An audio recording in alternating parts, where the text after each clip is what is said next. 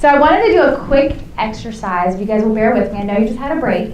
But when I call out your group, if you would please stand and remain standing. How many veterans or active duty military do we have in the room? Can you stand for me? And remain standing? Thank you for your service. I know everyone tells you that. And stay standing for a second. How many in the room actually have a family member or a spouse who is in the military community? Can you stand? Thank you for your service support too, because they can't do it without you. Now we'll add to that group. How many of you have a friend or neighbor who is somehow in the military community? And then last but not least, who has had a buyer, seller, or a renter who is active duty or a veteran? Please stand. Now you see, if you look around the room, why I'm so passionate about this topic and why it's so important you're having the day today. So thank you, everyone. You can be seated. That was just another way of demonstrating. My name is Karen Hall. I'm the co-founder and principal broker of At Home Real Estate. We are a boutique brokerage headquartered in Old Town Alexandria. But I've had some amazing opportunities over the 12 years of my career to talk specifically about military relocation. I've gotten to talk to radio stations like NPR, WAMU, Real Estate Today, so cool publications including Military Times. Recently I was asked to start authoring blogs for militarybyowner.com. I think one was supposed to publish 2 hours ago and I haven't checked yet. And then all kinds of cool stuff with the Inc. 500 magazine. They have a military entrepreneur program. So amazing activities and opportunities with that to travel all over. It was really an honor even to have the National Association call and ask me my opinion on policy papers they were putting together on legislation they wanted to support for housing initiatives for military, and that was really a great honor. And then earlier this year, the National Association called again, and they featured our company as a broker standout for 2016. I'm pretty passionate about reinventing the value of our entire industry and us providing services that people can't Google. And so that's a totally different topic and soapbox for another day. But today I get to talk to you as another highlight. So I know many of you already work with military clients. It is a prominent lead by a lot of these relocation companies. I know you all heard Cardis and USA. But any lead that you get, no matter whether it's coming from a corporate relo or a military, that's really your opportunity to exceed someone's expectations and build a relationship. So what I'm talking about today is a little bit different because it is that relationship side of things. It's your opportunity to grow your sphere of influence, your book of business, your database, whatever you call it. It equates to more money and more fun for you and more opportunities. One of my company's core values is we work with people, not transactions. And before you can do that, you really got to understand and appreciate those that you're working with. So today we're going to talk a little bit more about how the military community is different than the civilians, how you can make the most out of their move for them and for you. And then we'll talk a little bit, I've wrapped up some of my tips of working just exclusively with military over my career. So again, for you numbers people, according to one statistic, in 2014 there were 720,000 veterans living in the state of Virginia alone. 82,000 are in Fairfax County, but 62,000 are in Virginia Beach. We had a little thing going back and forth last night, a little competition over where they were. But there's 27 bases throughout the state of Virginia serving every branch of service.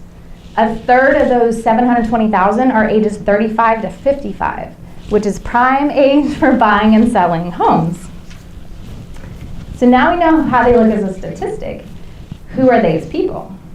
The very first time I was interviewed, it actually was for a radio station, and I was shocked they were even asking me, but their burning question was, how is a military move different than a civilian? And I couldn't believe they were even asking, and it was a genuine question for them. And that was more than 10 years ago when I was just known around town as the Hummer lady, because I drove this bright yellow H2 Hummer, which is the big one, had my name on it, my website, military specialist, all the military SEALs, which, by the way, don't do that either.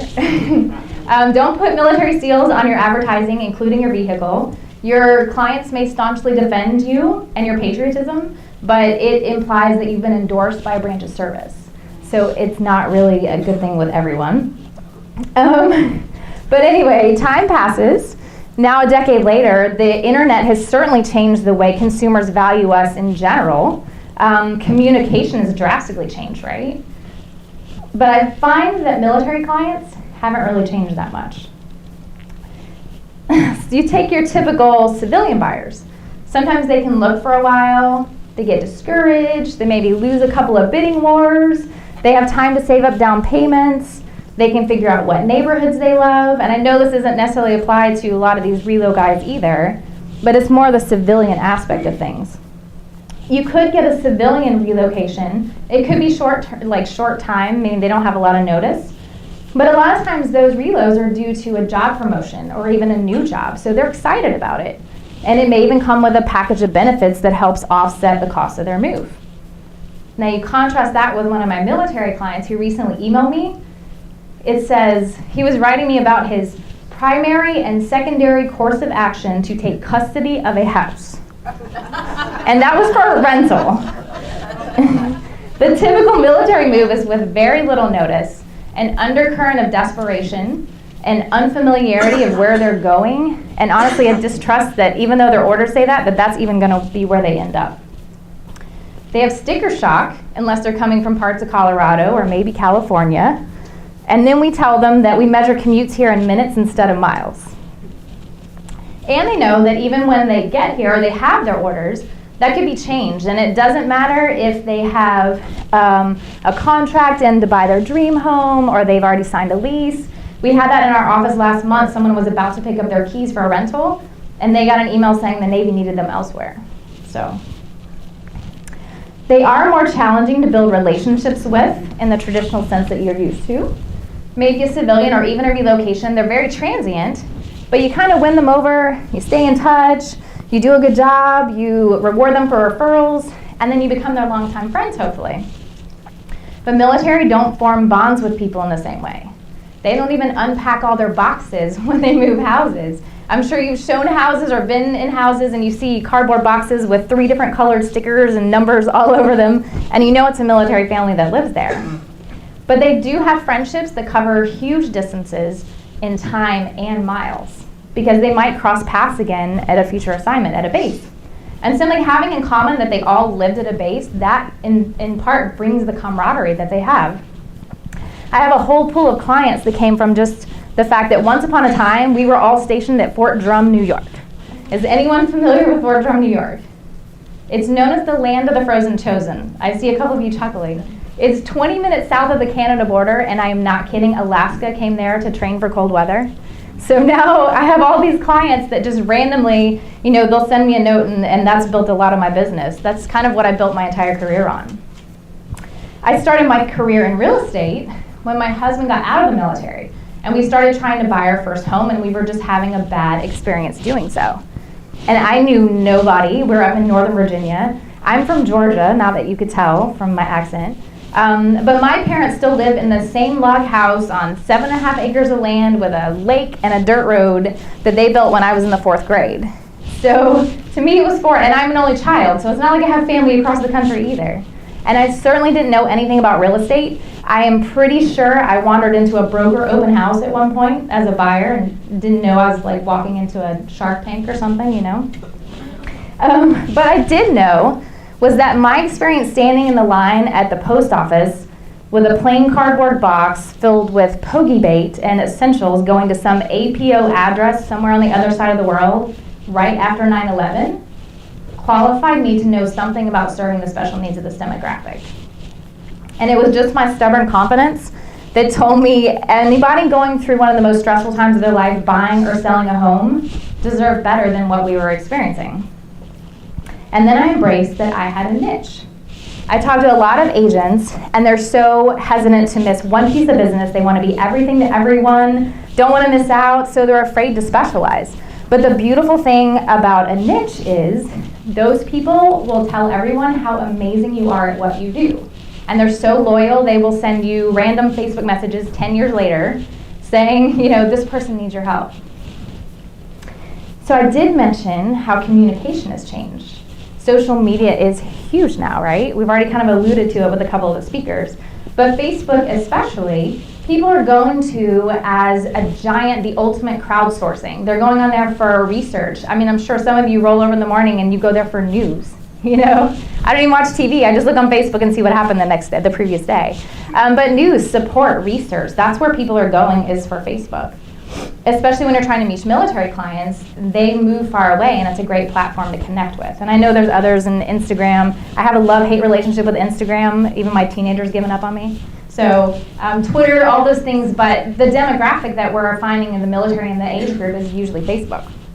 So I thought I would share a few tips about using Facebook for business.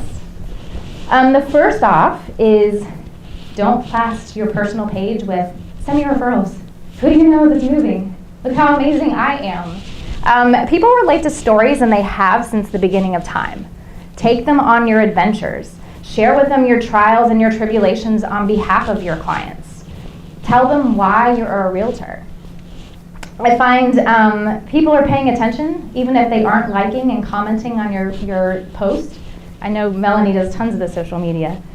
But I've had people on Facebook that I get a message and nobody has ever thumbs upped or anything I've ever done, and they will send me a Facebook message where they've connected me with another Facebook friend, and it just says, here's Karen, contact her, these people are moving to DC.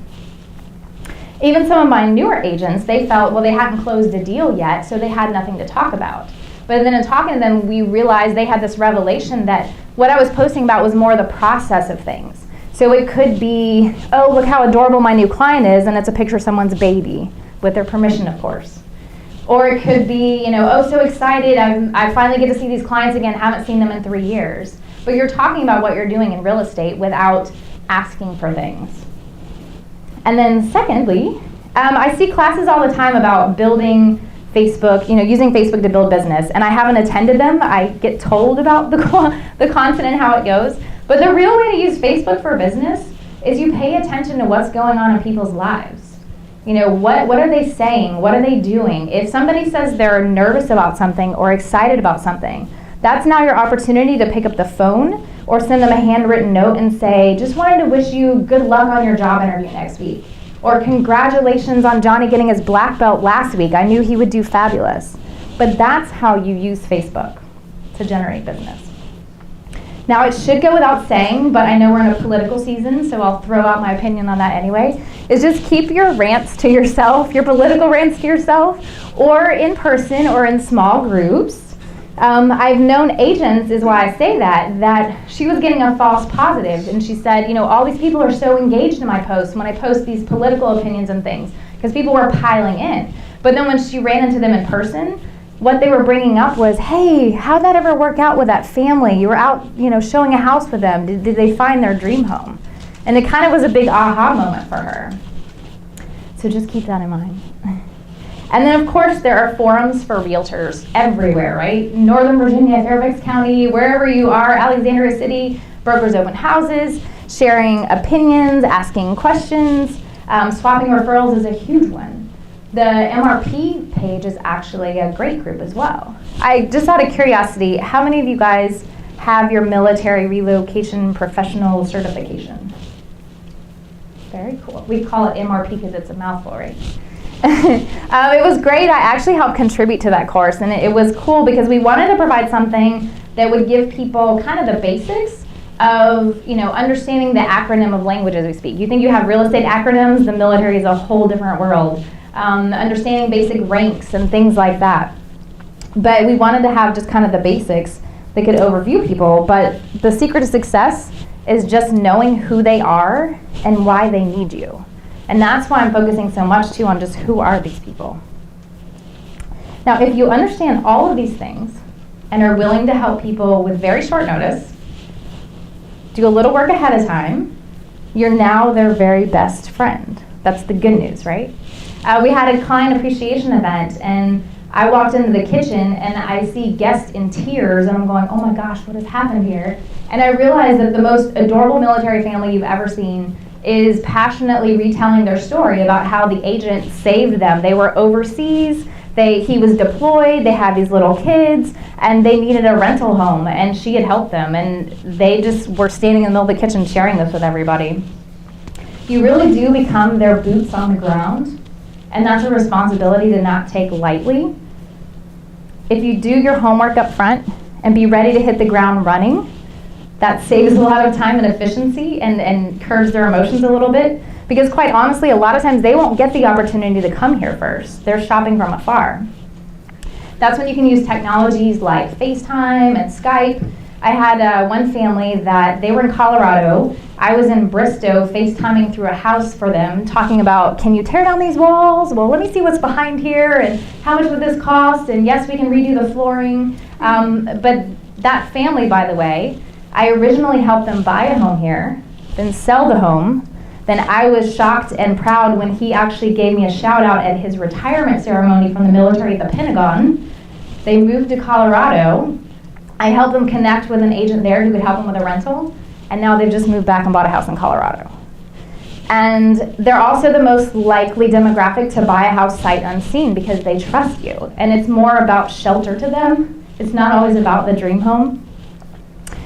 So doesn't that sound a little bit better than driving around showing 200 houses and writing offers for 3 years? I literally have clients that we've been writing offers off and on for 3 years. I don't know. But that too is why we have Bomb here as well. I'm looking forward to him talking because it's another way that we can use video to serve them now, follow up with them later, generate business. Because we were talking again last night and realized, well, FaceTime and Skype are great as long as you have a good signal in the house. And I was realizing, yeah, every time I went in the basement, I lost them. So Bomb should be helpful for us as well. So I wanted to, as I promised, put together top 10 tips. It's just kind of what I've collected over the years of things to get good at. And I hope you have the backs of pages or it's even worth writing. But number 1 is work with renters. And I know there's going to be a sigh because you don't get a lot of money. But it builds your sphere of influence. They will refer business to you apologetically. I get all the time with, so Jane and Mike are moving here and they really need to find a house, but I think they'll buy at some point. And we're happy to help them. They're so loyal. They talk to lots of people. It's harder for them to find a house than it is for a buyer. They have a very short period of time and they have to live with the wallpaper. They can't tear down walls and do things to the house. And again, it's also under the lot of pressure of, hey, your household goods are coming. If you don't have a house by this date, they're going to end up somewhere in storage and I don't know when you're getting them. And they didn't choose to come here. They chose, or their family member chose, to serve our country, but they didn't necessarily choose to get sent to, wherever their bases sent them. 2, as a rental listing agent, don't sign a lease with a military renter unless they have their orders. It sounds so simple, but I've seen too many agents in our region that just, because the pressure is there, that person needs a house, and they're so sure they're going to be assigned to the Pentagon, but their orders are subject to change. 3 is just one of my pet peeves that I had to put in there. Please stop calling yourself number 1. I've already heard a speaker allude to it today, but the consumers have figured out that it's statistically impossible for us to all be number 1 at the same time. It just doesn't happen. And just so you don't think I'm just being mean, I'll give you an example, is everyone goes on listing presentations, right? If you think about it, you want someone's listing, and the nature of presenting to someone, it's one-sided. It's a presentation because you're wanting to present to someone. We instead go on marketing consultations. People will pay good money to have a consultation with a professional in an industry where they have a need. And if you're wanting to sell your home, that's marketing. But it's very much a consultation instead. 4, future rentability and resale are huge concerns to these military buyers. So get really comfortable with what renters are looking for in the area where your buyers are shopping. I had a reporter call me once, and his big burning question was, do military clients look for single-family homes or townhomes? And he was kind of surprised when I said, well, it's more, does it have a garage or does it not have a garage? But interchangeably, they don't really care. In our experience, it's all, single-family homes, townhomes, but what's going to rent? That's what they want to know. They're only going to be there 2 to 3 years. 5, some military families have large animals, and some even service dogs. We're seeing more and more service dogs being brought. So if you're representing a landlord client, get really knowledgeable on what the laws are and what you can and cannot do as far as a service dog that's coming with a renter. And we're still trying to figure out why all these people have these huge dogs, but they do. But as one of my agents has just started making it a practice that anytime she has a renter, she says, send me the most adorable, sweetest picture you have of your dog. And she submits it with their application. And she's had ridiculous success of homeowners that didn't even want dogs. And she's placed them with 75-pound Siberian Huskies, 90-pound German Shepherds. I think she has her work cut out for her right now. I'm waiting to see how it goes because she has a family with 4 dogs, the heaviest of which is 115 pounds. So I told her this week, I said, well, just tell them that, line them all up in order and the dogs all look proportionate now, and the German Shepherd's tiny now, according to the 115-pound one. So I'm rooting for her on that one. Number 6, they often have large furniture pieces. And especially if they've come from Germany or Italy, they very likely have a shrunk. And they will absolutely shop for the house as to whether or not the shrunk will fit up the staircase. So you might want to be armed with some solutions for removing handrails and a measuring tape. 7, it's important to refer them to a lender that is not just military, but is VA loan familiar. And an expert is even better than that. That lender has absolutely got to understand what an LES is, that BAH is public information that is calculated based off of where they're assigned, not where they're looking at a house.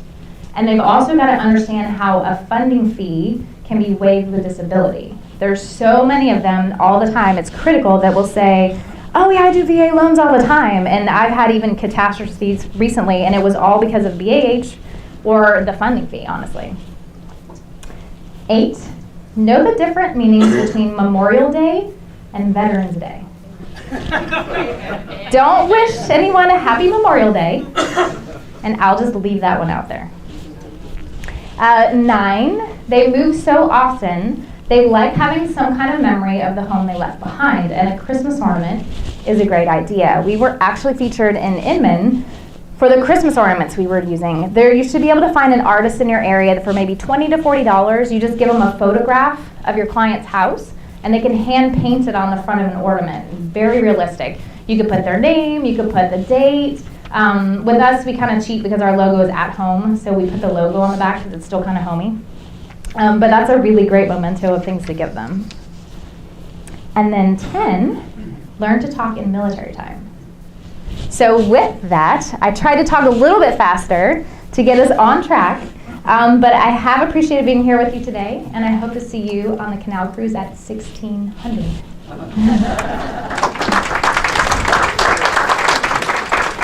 And number 11, form bonds with amazing people like this to refer your clients to because they will make you look spectacular as well. We try.